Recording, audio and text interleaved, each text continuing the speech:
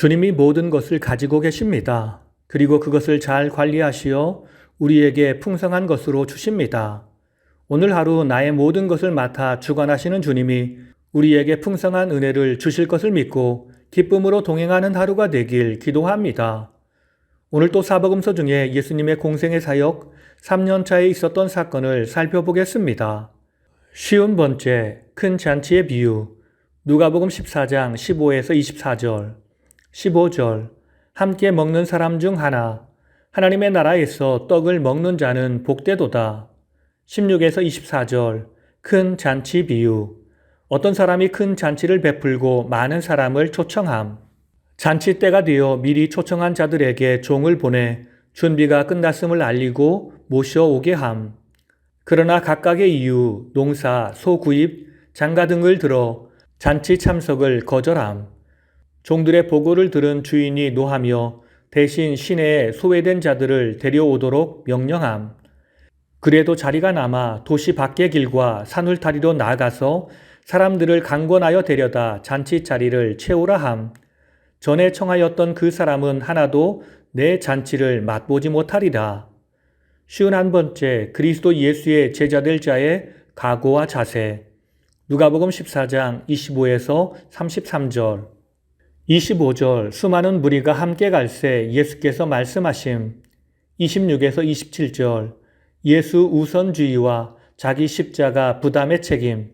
예수님, 무릇 내게 오는 자가 자기 부모와 처자와 형제와 자매와 더욱이 자기 목숨까지 미워하지 아니하면 능히 내 제자가 되지 못하리라. 자기 십자가를 지고 나를 따라야 한다. 28에서 33절. 최후까지의 일관된 전적 헌신을 교훈하는 망대 건축과 전쟁 준비의 두 비유. 28에서 30절. 망대를 세우는 자의 비유. 너희 중에 누가 망대를 세우고자 할진대 자기의 가진 것이 준공하기까지에 족할는지 먼저 앉아 그 비용을 계산하지 아니하겠느냐. 계산하지 않는 자는 이 일을 능히 이루지 못하리라. 31에서 32절. 전쟁에 참여하는 왕의 비유. 전쟁을 하려는 왕은 아군과 적군의 군사력을 냉철히 비교하여 승리할 수 있을지 미리 가늠해 보아야 함. 이기지 못할 것 같으면 싸움을 포기하고 화친을 청해야 함. 33절. 두 비유의 결론. 예수의 제자가 되고자 하는 자는 자기의 모든 것을 걸고 끝까지 헌신하는 굳건한 각오가 필요하다. 쉬운 두 번째, 잃은 양의 비유. 마태복음 18장 12에서 14절. 어떤 사람이 양 100마리를 가졌는데 하나가 길을 잃으면 99마리를 산에 두고 그 잃은 것을 찾지 않겠느냐. 찾으면 길을 잃지 아니한 99마리보다 이것을 더 기뻐하리라. 이 작은 자 중에 하나라도 잃는 것은 하늘에 계신 너희 아버지의 뜻이 아니니라. 누가복음 15장 1에서 7절, 1에서 2절 말씀의 배경. 모든 세리와 죄인들이 말씀을 들으러 가까이 나아옴. 바리새인과 서기관들이 수군거려 말함. 이 사람이 죄인을 영접하고 음식을 같이 먹는도다. 3절. 예수님이 비유로 말씀하심. 4에서 6절. 잃어버린 한 양의 비유. 어떤 사람이 양 100마리를 가졌는데 잃어버린 한 마리 양. 나머지는 들에 두고 잃어버린 양을 찾음. 찾아낸 즉 즐거워 어깨에 메고 집에 와서 그 벗과 이웃을 불러 모으고 큰 잔치를 벌이리라. 7절 결론. 죄인 한 사람이 회개하면 하늘에서는 회개할 것 없는 의인 99으로 말미암아 기뻐하는 것보다 더하리라. 쉬운 세 번째, 열 드라크마 비유. 누가복음 15장 8에서 10절. 어떤 여자가 열 드라크마가 있는데 하나를 잃으면 등불을 켜고 집을 쓸며 찾아내기까지 부지런히 찾지 아니하겠느냐. 찾아낸 즉 벗과 이웃을 불러 모으고 말하되 나와 함께 즐기자. 잃은 드라크마를 찾아내어 노라. 죄인 한 사람이 회개하면 하나님의 사자들 앞에 기쁨이 되느니라. 쉬운 네 번째, 돌아온 탕자의 비유. 누가복음 15장 11에서 32절. 11절. 어떤 사람에게 두 아들이 있음. 12에서 16절. 아버지 품을 떠난 둘째 아들의 방탕과 궁핍. 둘째 아들. 아버지여 재산 중에서 내게 돌아올 분깃을 내게 주소서. 아버지가 그 살림을 나누어 줌. 그 후 며칠이 안 되어 둘째 아들이 재물을 다 모아가지고 먼 나라로 가서 허랑방탕하여 재산을 낭비함. 흉년이 들어 그가 비로소 궁핍한지라. 그 나라 백성 중 한 사람이 그를 들로 보내어 돼지를 치게 함. 그가 돼지 먹는 쥐염 열매로 배를 채우고자 하되 주는 자가 없었더라. 17에서 20절 둘째 아들의 회개와 귀가. 17절 모든 희망이 없어진 자기 신세와 아버지 집에서는 품꾼조차도 풍족하게 지내는 사실을 기억함. 18에서 19절 아버지께 돌아가 용서를 구하겠다고 결심한 둘째 아들. 20절 탕자가 결심한 대로 돌이켜 아버지께로 돌아감. 20에서 24절 아버지의 용서와 기쁨의 잔치. 아버지가 돌아오는 둘째를 알아보고 측은히 여겨 달려가서 목을 안고 입을 맞추며 맞이함. 둘째 아들의 고백.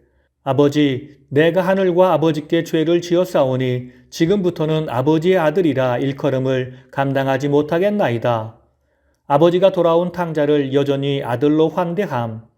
아버지가 둘째 아들이 돌아온 것을 기념하는 큰 잔치를 벌이라고 종들에게 명함. 아버지가 잃은 아들을 되찾게 된 기쁨을 토로하며 종들도 함께 기뻐함. 25에서 32절 집안에 계속 남아있던 맏아들의 불평과 아버지의 권면. 25에서 26절 맏아들이 밭에서 일하다가 돌아오는 길에 잔치 소리를 듣고 한 종을 불러 그 이야기를 들음. 27에서 28절 잔치를 벌이는 이유가 집 나갔다 돌아온 둘째 아들 때문임을 알고 분노함. 큰아들, 나를 위해서 한 번도 잔치를 벌이신 적이 없었습니다. 그런데 창녀들과 함께 살다 온 아들이 돌아오매 이를 위하여 살진 송아지를 잡으셨나이다. 아버지, 너는 항상 나와 함께 있으니 내 것이 다 내 것이로되 이 내 동생은 죽었다가 살아났으며 내가 잃었다가 얻었기로 우리가 즐거워하고 기뻐하는 것이 마땅하니라. 누가복음 15장은 잃어버린 영혼이 돌아올 때 큰 기쁨을 말씀합니다.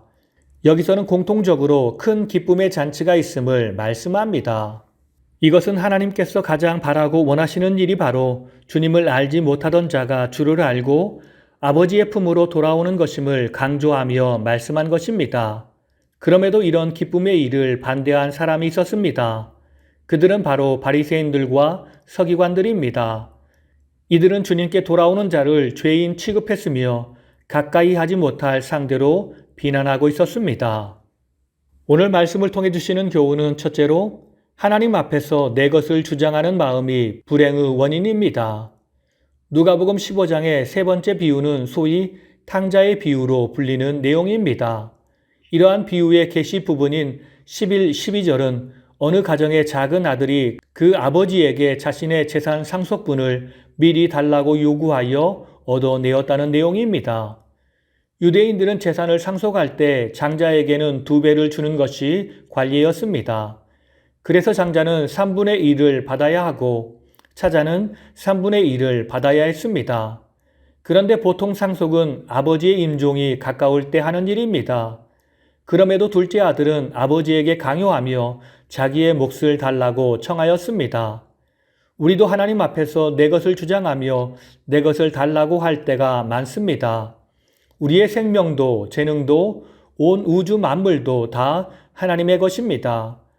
이 사실을 무시하고 독단적으로 하나님 앞에서 내 것을 주장하는 마음이 바로 인류 불행의 원인입니다. 주님 당시 바리새인들은 하나님의 말씀 대신 자신들이 만든 율례를 자신의 종교로 삼았으며 하나님이 세우신 의의 기준 대신에 자신들의 의를 따로 만들었습니다. 또 이방인 불신자들은 세상과 내가 하나님의 것이 아니라 다 내 것이라고 착각하며 살고 있습니다. 이 모든 것이 다 하나님의 마음을 아프게 하는 일이며 이런 결과는 분명 실패 곧 죽음밖에 없습니다. 오직 모든 것이 하나님의 능력의 손에 있어야 우리에게 희망이 있습니다.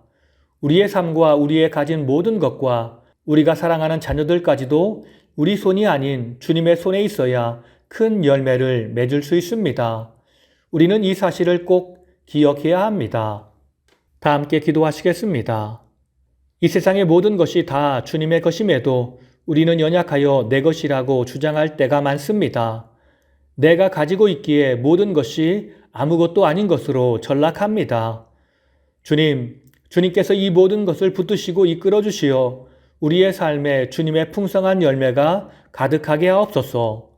우리의 모든 것이 되시는 예수님의 이름으로 기도드립니다.